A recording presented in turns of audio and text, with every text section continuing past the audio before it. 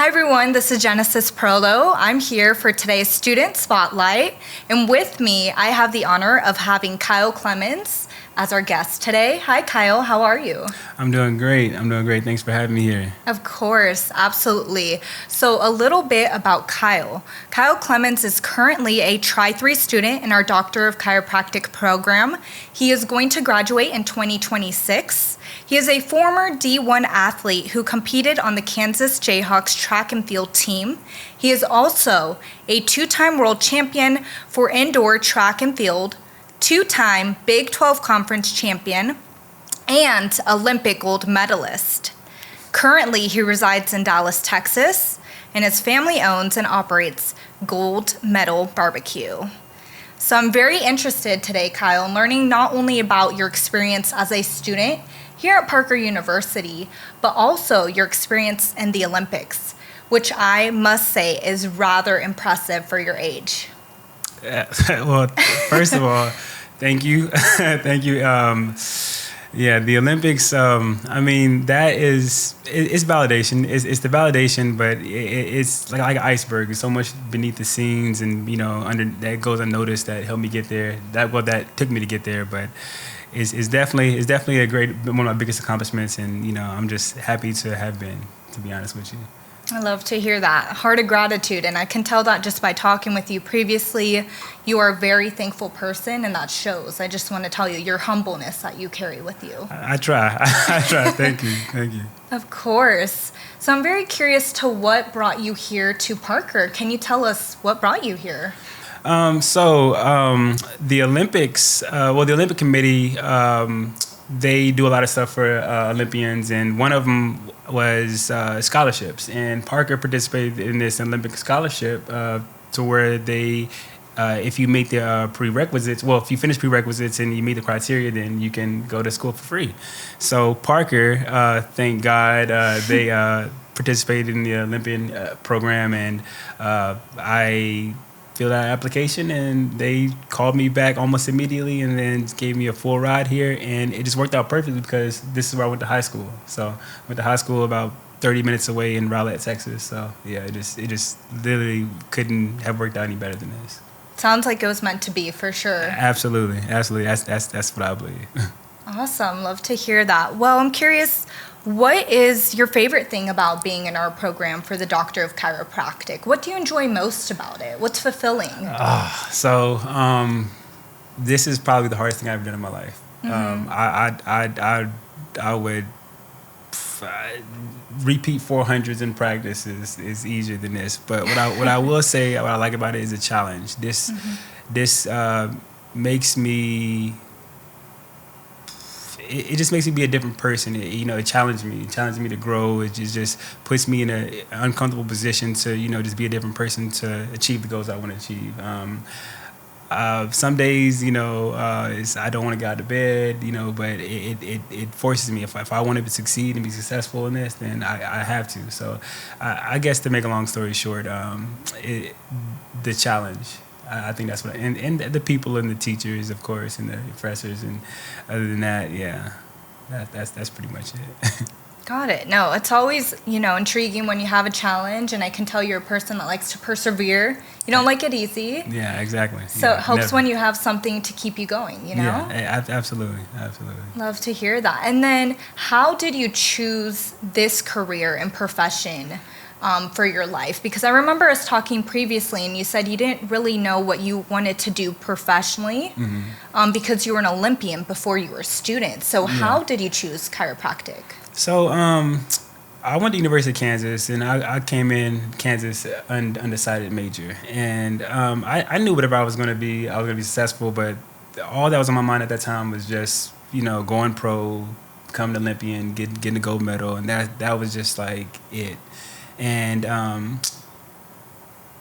when I was in undergrad, especially like my freshman and sophomore years, I was kind of injury prone. My team chiropractor, his name is TJ Hackler. He's the Kansas City Chiefs chiropractor.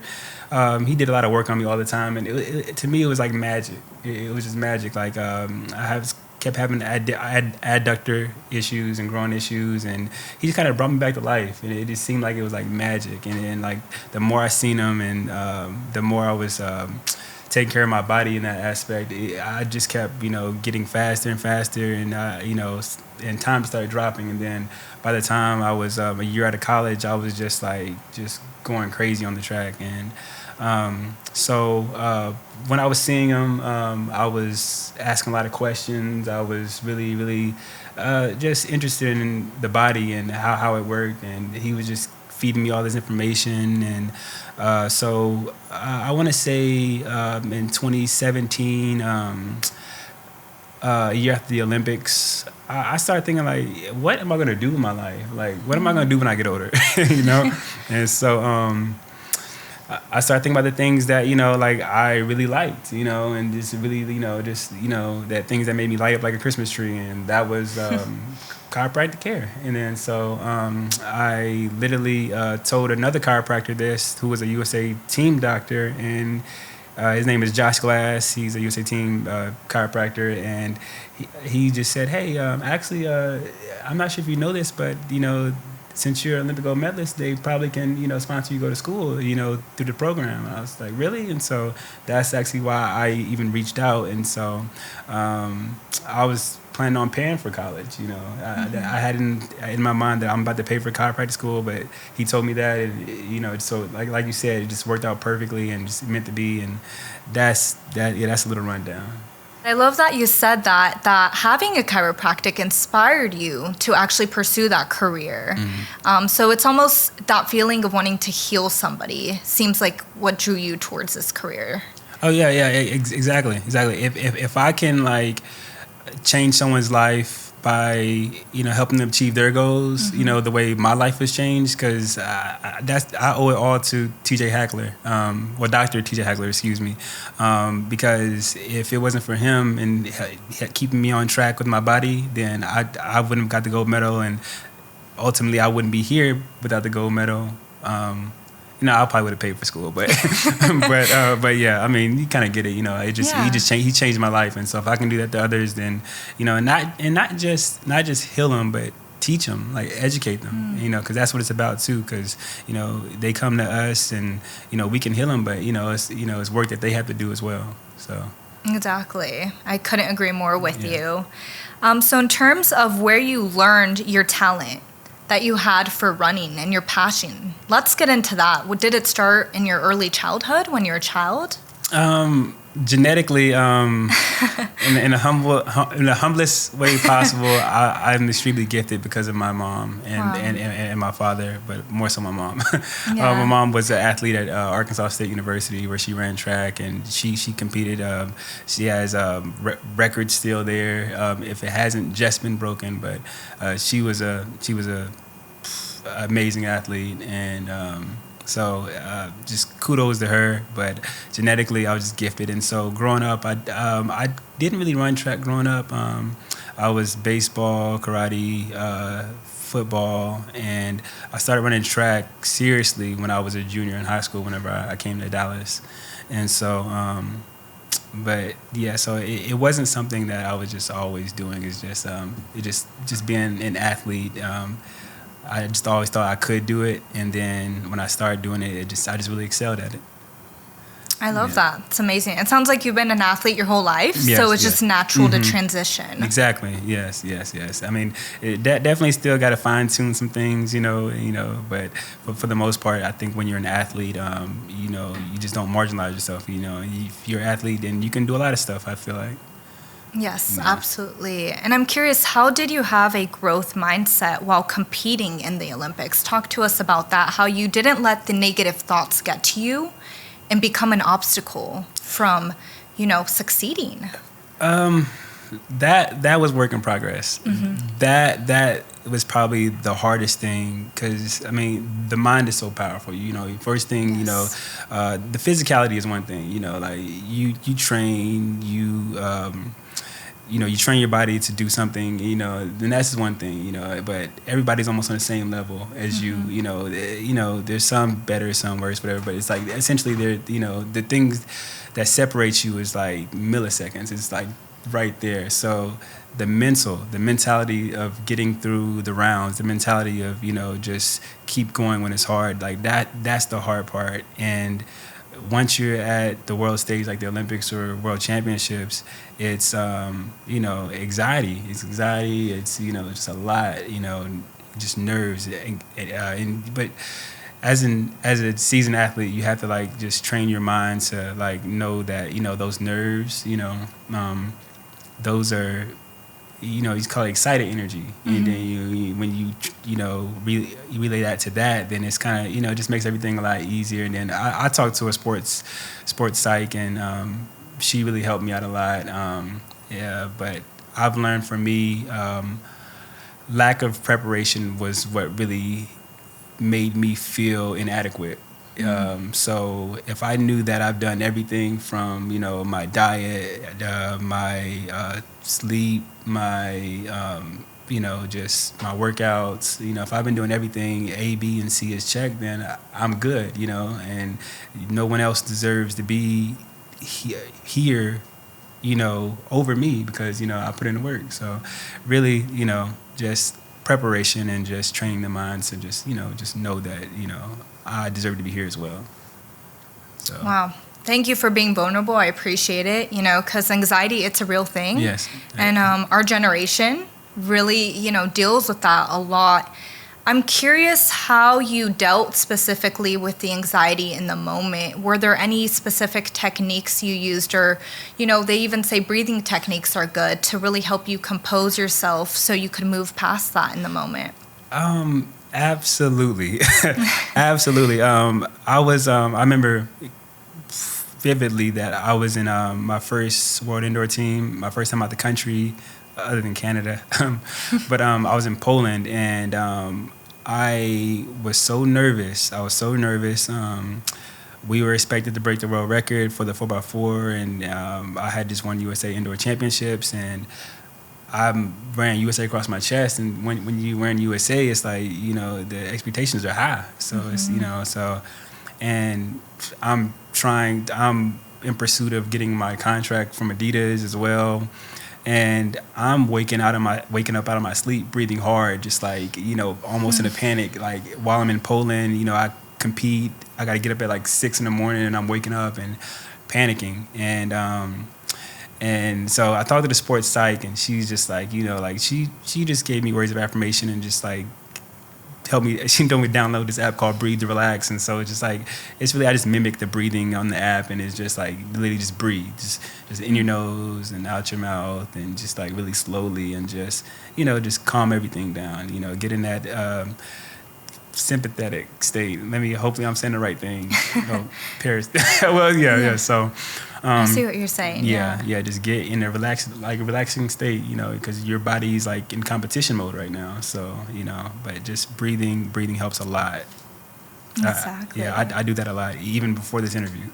Yes. It's always helpful. Hey, it never hurts to just inhale and exhale. I feel like as humans, we get so busy, we forget that breathing can be one of the most powerful techniques to just center ourselves. Exactly. Yes. Amazing. And then in terms of the moment you won a gold medal in 2016 in Rio, how did it feel to see your hard work pay off? How did it feel in the moment? Validated. That's the best way to put it. Just validated. Like all this work, all these sacrifices, everything that I've done to get here, is paid off. Like I would have felt like if it didn't, it's like, man, what have I been doing in my life? Not that it would have been a waste, because I had fun, through everything. But it's just validation. It's just like I'm supposed to be doing this, and that's just the best way to put it. Other things came with it, like money, of course, and and just. That's cool, but just knowing that time wasn't wasted, and I feel like I'm living my purpose. That's the best way to put it. The medal, that's tangible. Yeah, I mean that's great. But it's collecting dust. But the memories and the validation, like that stuff is forever. Seriously. So. Yeah, no, that's powerful hearing how it connects to your purpose, you know, and how this is something more meaningful than just, hey, I won this medal, but it's, hey, I won at all the things that I've worked at behind the scenes. And even now being a father, I feel like this is a proud moment for you to look back on that your child can really like look up to. Yeah, yeah. I'm excited. I'm excited about that. One day I'll pass it down to him, give it to him. Hopefully if he does track, then that'd be great. Hopefully he doesn't wear it because it's bad luck to wear a gold medal before you get a gold medal. So never heard of that one. yeah, that's what they say, but Yeah. So Awesome. And then in terms of trials that you had to face on your journey to competing in the Olympics, how did you face them? And specifically, what were the hardest trials you had to face? Ooh, okay. I know we're getting deep here. Yeah, no, okay. So, out of college, I didn't sign immediately with the sponsorship. And with track and field, that's kind of where you're getting all your money from. Like, you don't really get a lot of money from your races. Unless you're in a Diamond League races, and there's 14 Diamond League races, and if you can participate in every single one of them and get first, then you're making $140,000 a year, and that's first, and that's if you run every single one. So $140,000, that's decent, for a professional athlete, but that's not happening. Like if you're not signed with a company, then you're probably not doing that because you're probably not the best. So. Financially, it was rough right out of college because I didn't sign immediately, and I remember going to certain track meets and just bringing my own covers with me because I was staying in these hotels that like questionable, almost hostile like hotels, but just. That time, I wouldn't say difficult, and I was like struggling. It was just difficult, as in like I just put myself in uncomfortable positions. Just put myself out there. Like okay, like I'm going to spend my last couple $100 on going to this track meet. And hopefully it pans out. So that was uncomfortable. And I remember going to the race that actually changed my whole life, which was World Indoor Championships. U.S. Indoor Championships in Albuquerque. My roommate's mom actually paid for me to go. Wow. Because I was about to drive to New Mexico from Kansas. And gosh. so the financial aspect of it was probably, the biggest obstacle.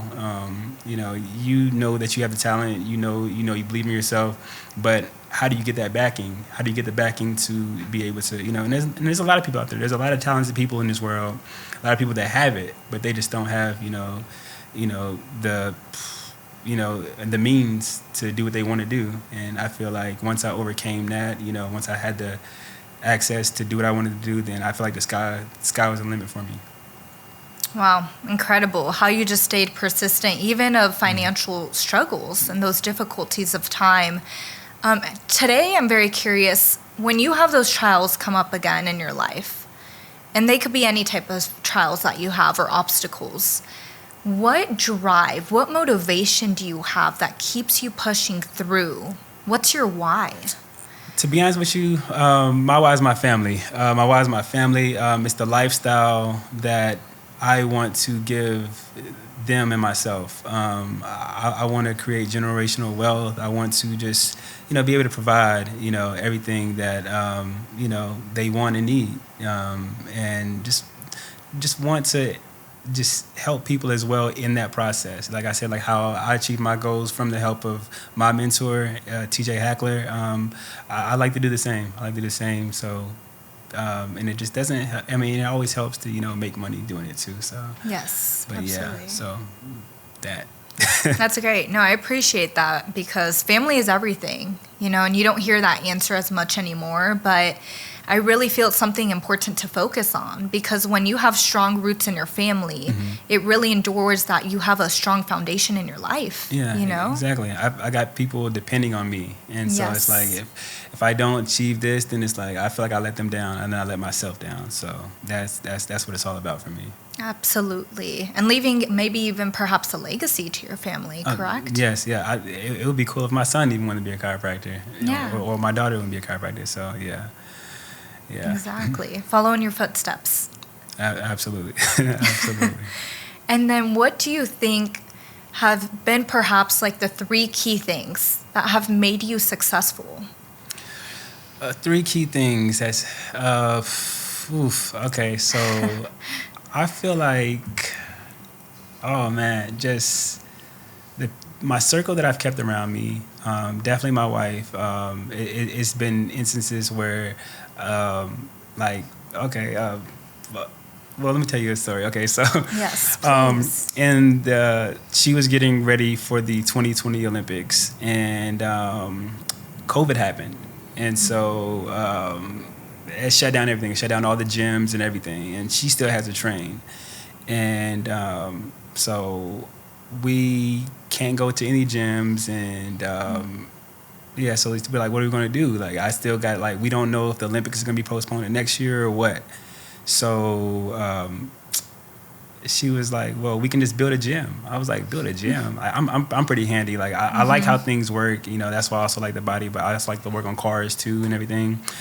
But she's like, why don't you build a gym? I was like, well, you got to know how to weld. She was like, well, figure it out. Like, you know how to weld? Like, how hard can it be? Like, go to YouTube. I'm like, no.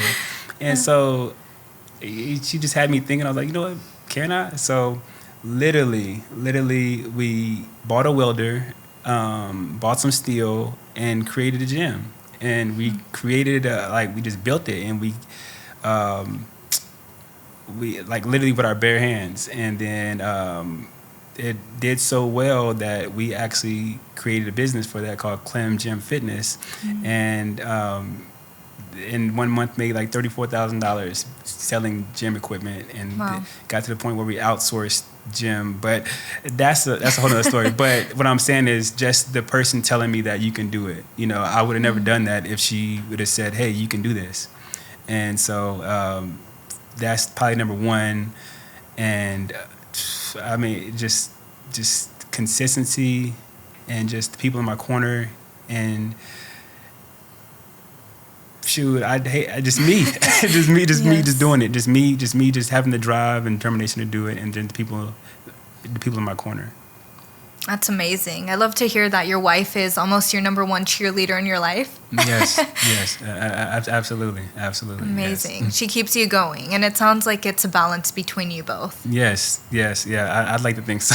Yes. I like to think so, absolutely. I'm sure it is. And then in terms of, let's say, for an example, if you could go back in time, right, to let's say 10-year-old Kyle Clemons, and you could give him a piece of advice that you think would help him, what would you go back and tell that little boy? 10-year-old Kyle. 10-year-old Kyle, timid 10-year-old Kyle. Let me see.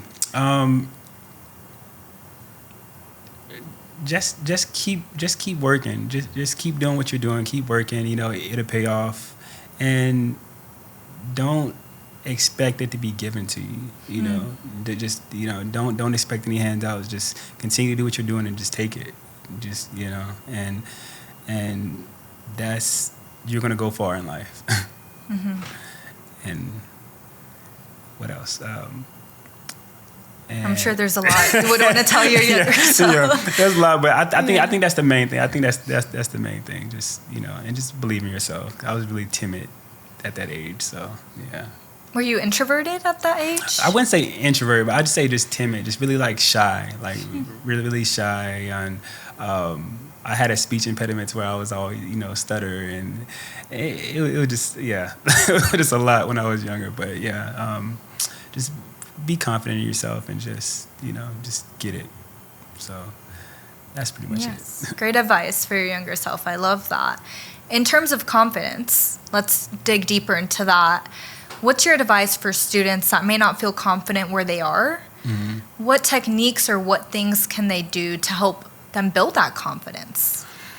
Okay, the student aspect is a little different because I need to get advice from some of these other students here. But what I will say just in life that can help with, studies is really just stay consistent.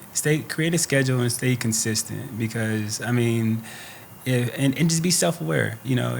If you know that, you're better, your brain works better in the morning than in the evening, then get your stuff done in the morning. And just be self-aware. And don't procrastinate and just do it for real. Because you just get one shot in life a lot of times, and then you just hate to have a fully formed idea that you've had and planned to do, it's going to be possible to eradicate. So you're going to go through life, just missing out, on what you really want to do because you didn't take care of business. So just get it done, by any means. So that's good. Just do it. Yeah. How Nike says. Yeah, no, seriously, just do it because, at the end of the day, everybody's here going through the same process. Everybody here we got 2-3 weeks left and everybody's just walking around here just on edge, Mm-hmm. But that's okay right now. That's okay because right now in the grand scheme of things, you got 3.5-4 years in this program for the next 40-50 years of your life, that can set you up. So yeah, that's the advice I give. That's good advice. I love that. And I feel like something that unfortunately holds a lot of people back, not even just students, mm-hmm. in terms of confidence specifically, is fear. Yeah. So I'm curious to know, did you ever have fear competing? 1 ounce, even a little, or did you never feel the fear? Oh my gosh. Yes, absolutely. At one track meet, we ran at the Bird's Nest in Beijing, China, and I was running first leg for USA, and I forgot how to walk. I'm serious. I literally closed my eyes and had to tell myself right leg, left leg, right leg, left leg, right leg, because I was walking to the blocks, mm-hmm. and I was just it sounded like a train in there, and it was in front of 60,000 people, and I was just nervous, and so, fear is real. Fear is real. I think that when they say you're so scared that you lose feeling in your legs, well, yeah, that's what happened. Oh my, sounds scary. Absolutely. Yeah, it's very scary. Can't imagine that, but I'm just so curious, how did you face that fear in the moment? And then in terms of even today, when you have fear come up, how do you not allow it to just make you stagnate or freeze? How do you move past that fear? So really, if at this point, if I get to that point to where it's almost paralyzing, then it's I'm not prepared at whatever I'm supposed to be doing. Then it's just okay, then that's a me problem. Something that I can control. I can control if I'm not prepared or not. So get prepared. If you're that can help limit it. I'll say that it can help limit the fear. But then after that, if you're prepared, then it's at that point, it's just then it's just in your head. Then it's you need to have positive self-talk at that point. And mm-hmm. just hey, you can do it, you've done it before, just continue to do it if you're prepared. But if you're not prepared and you walk into it, you didn't study and you're walking into a test, it's well, yeah, you should be scared mm-hmm. because you didn't prepare. So you just prepare, and after that, positive self-talk because, why not? Why not you? Why should you put so much emphasis on failing when you're ready? Exactly. Yeah. And I agree with you. When you're prepared, it brings about confidence. Yes. When you're not prepared, it brings about fear and mm-hmm. doubt and all these negative thoughts in your mind. Exactly. Yes, absolutely. And then in your lifetime, have you had mentors? And if yes, who have been the biggest mentors in your life? Okay, so I have to start probably with my stepfather. I mimic a lot of things from him, like his leadership skills, and just the whole reason why I even had a restaurant and got a food truck is because of him. Just seeing the way he provided, for his family and everything, and just the way he led is, that's something that like I really gravitated towards, and so that's probably number one, and then. My head coach at the University of Kansas, how he was a leader and how everyone loved him. You just see certain things that you like from people, and you just like, you know what, like I like that. Like let me move like this person. Mm-hmm. And another person is TJ Hackler. The TJ again he's the Kansas City Chiefs chiropractor and the University of Kansas track and field chiropractor, and his just practice and how he heals people is just like things he does is just like contagious. Like I want to have my practice just like his, and that's what I plan on doing after I graduated, working with him and for the Chiefs for at least for the first couple of years after I graduate, and then yeah, just go from there, and maybe with my own practice, but definitely working for him after I graduate. That's incredible. It sounds like an amazing opportunity. Absolutely. I'm excited. So I mean, I just gotta graduate first. I just gotta graduate. Yes. Yeah, gotta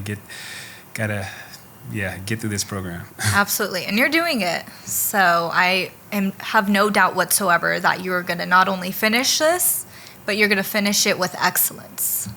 That is the plan. that is the plan, and I know what's going to happen. Is just in the moment it's tough, but I'll get through it. Exactly, you will. In terms of students having mentors, do you think it's important that they do have mentors, and if yes, why? Yeah, absolutely. It's if you don't have a direction or idea of like where you want to go, like where are you getting that from, like like if you want to be a chiropractor, okay, like well, what are you mimicking? Is it just like out of thin air? So and not just chiropractic mentors, whatever, just a mentor in life. Like are you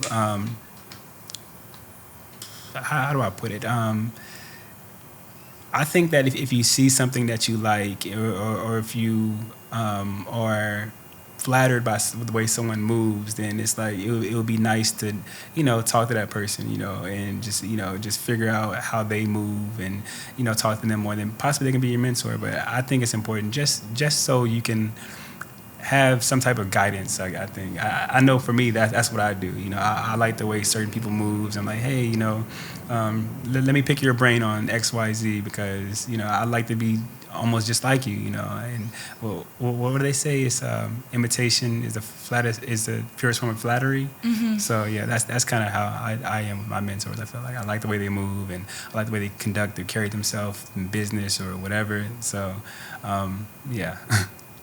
I agree with you because it's important to gravitate to mm-hmm. those who you almost want to embody mm-hmm. and yes. become. Yes. So truly important. In terms of, every day on campus, if you're here hanging out and one of our students see you, are you more than open for them just to come up and ask you a few questions maybe on mentorship and guidance? Oh, no, absolutely. Absolutely. I'm a people person, so I love people. I love to talk to people. And so I just love people.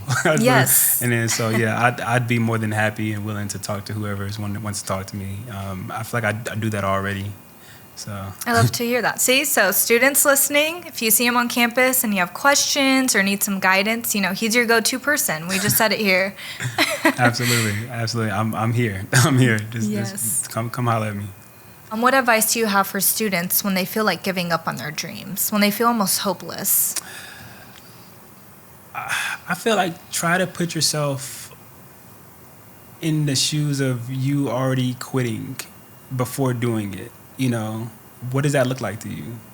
Like this is plan A, right? And even if you go to a plan B or C, you're probably still going to be thinking about plan A, mm-hmm. like for the rest of your life. And do you really want to live the life, I mean, I understand if it's something that you don't want to do anymore, you don't have the heart for it, then, that's understandable. But just saying this is too hard, I can't do it, you're down on yourself, like, no, just don't do it because, I mean, you're going to go through life, thinking about plan A, because like you gave in to a moment of what you felt, you couldn't get through, and you really can. And you can because other people before you have done it. And if they can do it, then why can't you do it? So my advice is really just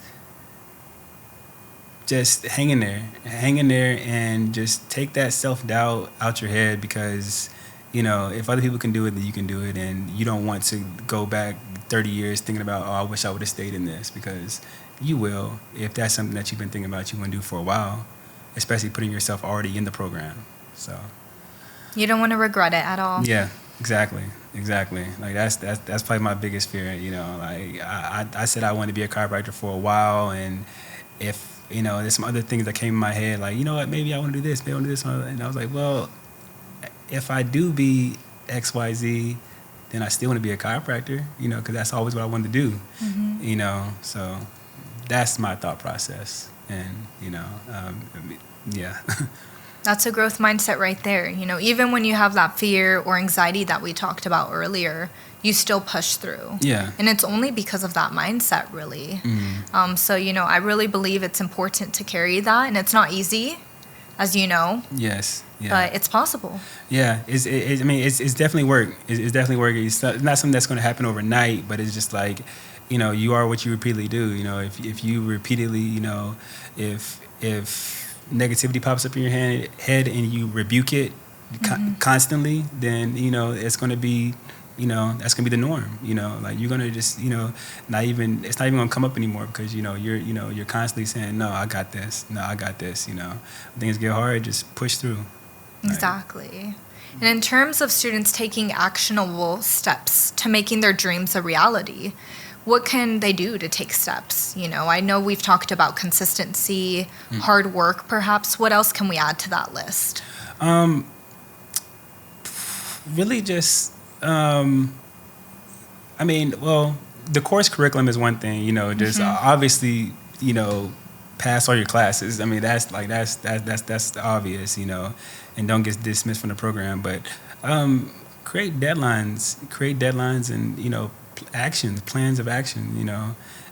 If you want to work for a sports team, then have deadlines on when you want to, shadow this doctor at this team or whatever, like just have deadlines. And, because, you say you want to do it, then it's like, okay, like do something about it instead of talking about it, So just be about it, talk about it.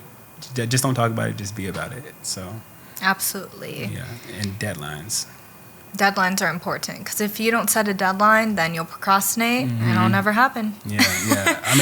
Other than the obvious, pass your classes, and I'm telling myself that. Because I probably need to hear it the most. Yes. But yeah. Absolutely. And in terms of, what your future holds for you as an athlete, tell us what you envision for that, because we already heard, in the future, I believe it, you'll have your own private practice. But in terms of an athlete, I'm curious what you envision for your future there. Okay, so I would like to mimic a practice that it's not around right now anymore. It's called Michael Johnson Performance. And it is it's a performance center that is where a lot of major athletes go, and it's health and wellness, it's chiropractic care, it's biomechanics, it's a lot of different things that can help athletes. And so my main focus is work with high performance athletes, and after that, I plan to get that off the ground after working with TJ Hackler and the Chiefs, and so plan on getting, I guess my name out there. I guess the best way to put it, get my name out there for the first couple of years, and then just venturing off to start my own thing. So high performance, pretty much, just high performance athletes and biomechanics, and and just have a huge facility. So that's kind of the plan. I'm sure we'll see you doing that for sure, and I will interview you again, and you'll tell us more about that in the future. Hey, I hope so. I hope so. But I mean, it's going to happen. It's going to happen. It's just not a matter of if, but when. So.